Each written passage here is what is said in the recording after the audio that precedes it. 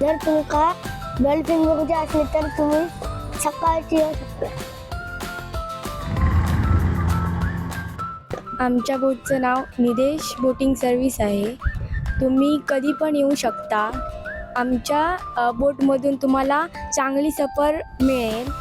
आमच्या बोट राईडमध्ये new light, old light, 2 खडकांमधून राईड, म्हातारीची चूळ, म्हातारीची गुफा असे पॉईंट दाखवते. निदेश बोटिंग सर्व्हिस.